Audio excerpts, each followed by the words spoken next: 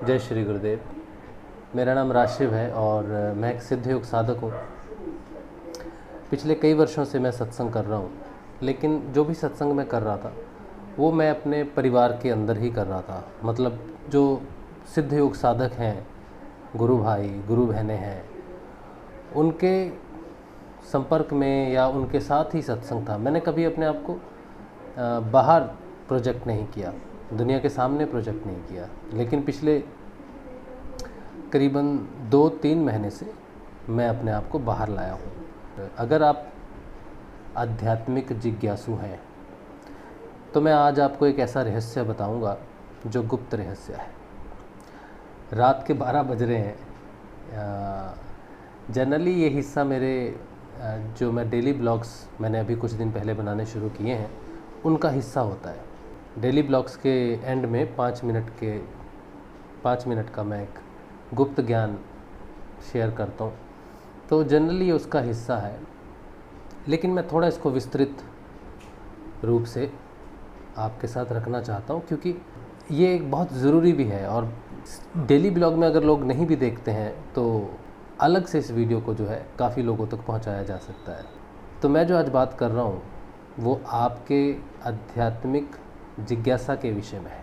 हम जितने भी लोग अध्यात्म में प्रवेश करते हैं, कुछ लोग बिना गुरु के प्रवेश करते हैं, पुस्तकें पढ़ते हैं, या किसी को परिवार से अध्यात्म मिलता है, या किसी को अंदर अपने अध्यात्म पथ पर चलने के लिए उनकी प्रेरणा है, आंतरिक प्रेरणा है। तो कई प्रकार से लोग जो है अध्यात्म पर चलते हैं। जब से मैंने अपने आप को बाहर प्रस्तुत करना शुरू किया है लोगों में, तो बहुत सारे लोगों ने अभी चैनल को सब्सक्राइब करना शुरू किया है।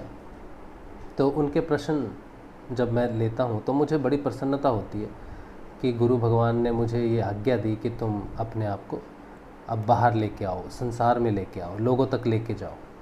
तो मैं जब उन आध्यात्मिक पिपासुओं के, उन जिज्ञासुओं के प्रश्न सुनता हूँ तो मेरे मन में उनके लिए प्रेम भी आता है, और उनकी मदद करने के लिए मैं थोड़ा सा उतारू भी हो जाता हूँ। मुझे अच्छा भी बहुत लगता है। उनके प्रश्न मेरे लिए ऊर्जा का कार्य करते हैं। जैसे किसी को भोजन खाने से ऊर्जा मिलती है, वैसे ही मुझे आध्यात्मिक प्रश्नों से ऊर्जा मिलती है। अगर आध्यात्मिक प्रश्न ना हो तो मेरे अंदर जो ज्ञान का कुआं है उसमें से मैं कुछ भी नहीं निकाल सकता। जिज्ञासा के बिना ज्ञान की प्राप्ति असंभव है। तो आप जितने भी लोग आध्यात्मिक ज्ञान के पिपासु हैं, जिज्ञासु हैं, और आप सोच रहे होंगे कि हमें आध्यात्मिक ज्ञान कैसे प्राप्त हो, तो मैं आपको एक गूढ़ रहस्य बताने जा रहा हूँ। जब हम कोई आध्यात्मिक पुस्तक पढ़ते हैं तो वो आध्यात्मिक पुस्तक 2 प्रकार की होती है। पहली, जिसमें आपके प्रश्नों के सारे उत्तर बहुत साफ साफ और क्लियर दे रखे हों। जब आप उन्हें पढ़ते हैं तो आपको अपने प्रश्नों के उत्तर मिलते हैं और फिर आप शांत हो जाते हैं। दूसरी पुस्तक, जिसमें आपके प्रश्नों के सारे उत्तर होते हैं लेकिन रहस्य में छिपे होते हैं, गूढ़ रहस्य में होते हैं, इनकोडेड होते हैं, जिन्हें पढ़ने से आप समझ नहीं पाते।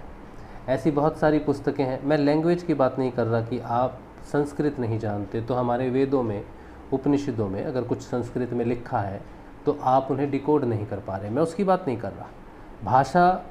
भाषा प्रतिबंध है, मैं उसकी बात नहीं कर रहा। मैं बात कर रहा हूँ कि सरल हिंदी भाषा में भी कुछ चीज़ें ऐसी लिखी जाती हैं जो पढ़ने से समझ में नहीं आती, क्योंकि वो कोडेड होती हैं, इनकोडेड होती हैं। तो इस तरह की जो भी पुस्तक होती है जो हमारी जिज्ञासाओं का सीधा सीधा जवाब नहीं देती बल्कि इशारों में जवाब देती हैं, ये पुस्तकें सच में आध्यात्मिक साधकों के लिए हैं। जो साधना करते हैं, जो सच्चे पिपासु हैं, उनके लिए हैं। लेकिन जिनकी जिज्ञासाओं का उत्तर उन्हें पुस्तकों में प्राप्त हो जाता है, सीधा सीधा लिखा हुआ प्राप्त हो जाता है, ऐसी पुस्तकें आध्यात्मिक साधकों के लिए नहीं लिखी जाती। ये बड़ा गूढ़ रहस्य है। आप सोचेंगे ये क्या बात है? इसका कारण है। इसका कारण ये है कि आध्यात्मिक ज्ञान दिया नहीं जा सकता, ना तो बोल कर दिया जा सकता है, ना ही लिख कर दिया जा सकता है। अगर किसी ने लिखकर आपको कुछ समझा दिया है या बोलकर आपको कुछ समझा दिया है तो उसने आपको आध्यात्मिक ज्ञान नहीं दिया है। ये गूढ़ रहस्य है। जो कुछ भी आप सुन रहे हो, जो कुछ भी आप पढ़ रहे हो, देख रहे हो, वो आध्यात्मिक ज्ञान के साथ संबंध नहीं रखता है। अब जो पुस्तकें पढ़ने से भी समझ में ना आए, गूढ़ रहस्य की हो, वही पुस्तकें आध्यात्मिक पुस्तकें हैं। उन्हीं पुस्तकों को साधकों को मद्देनज़र रखते हुए, साधकों को ध्यान में रखते हुए वो पुस्तकों को लिखा गया है।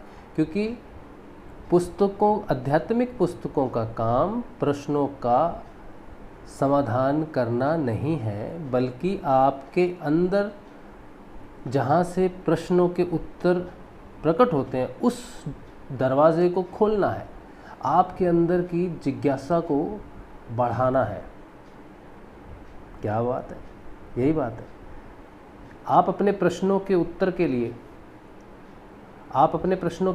लिए जब कोई पुस्तक पढ़ते हैं तो वो पुस्तक अगर आपकी जिज्ञासा और भी बढ़ा दे तो वो सच में आध्यात्मिक पुस्तक है।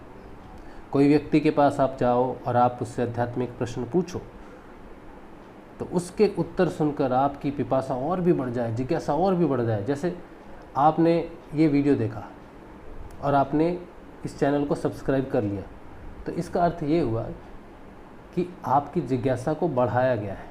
अगर मैं आपकी जिज्ञासाओं का उत्तर दे देता हूँ, आपको उत्तर मिल जाता है, तो आप नहीं आएंगे।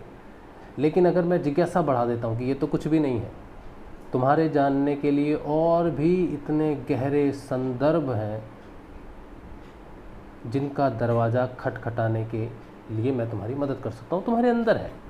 मैं तुम्हारी जिज्ञासा को बढ़ा सकता हूँ, मैं तुम्हारी प्यास को बढ़ा सकता हूँ कि ताकि तुम अपने अंदर वो कुआं ढूंढ लो जिसमें सारे प्रश्नों के उत्तर हैं। यही काम एक आध्यात्मिक व्यक्ति करता है। गुरु भी यही करते हैं। मैं गुरु नहीं हूँ, मैं गुरु जी का यंत्र हूँ, उन्हीं का कार्य कर रहा हूँ, लेकिन मैं खुद गुरु नहीं हूँ। आध्यात्मिक पुस्तकें भी गुरु का ही कार्य करती हैं। तो शब्द लिखा आएगा, आप उसे पढ़ोगे, सिंपल शब्द होगा, साधारण शब्द होगा। उदाहरण के तौर पर जैसे हम समझते हैं कि ये रास्ता आपके लक्ष्य तक जाता है। अब ये सीधी बात है, इसमें कुछ भी गूढ़ रहस्य नज़र नहीं आता है। सीधी बात है, ये रास्ता आपके लक्ष्य तक जाता है। लेकिन आध्यात्मिक व्यक्ति के लिए ये गूढ़ रहस्य है। अब इसमें क्या रहस्य है और मेरा लक्ष्य क्या है, अध्यात्म में मेरा लक्ष्य क्या है? इस तरह से अध्यात्म को कई लोग अलग अलग दृष्टियों से देखते हैं। जब वो ये एक ही लाइन पढ़ेंगे कि ये रास्ता तुम्हें तुम्हारे लक्ष्य तक पहुंचाता है, तो वो सारे उस रास्ते पर चल पड़ेंगे जो उस पुस्तक में बताया होगा। लेकिन मूल रूप से उस पुस्तक का पथ अगर सच में आध्यात्मिक पथ बता रहा है, उस पुस्तक में आगे पढ़ने लायक कुछ भी नहीं है। वो बस यही बता रही है कि जिस पथ पर तुम अभी चल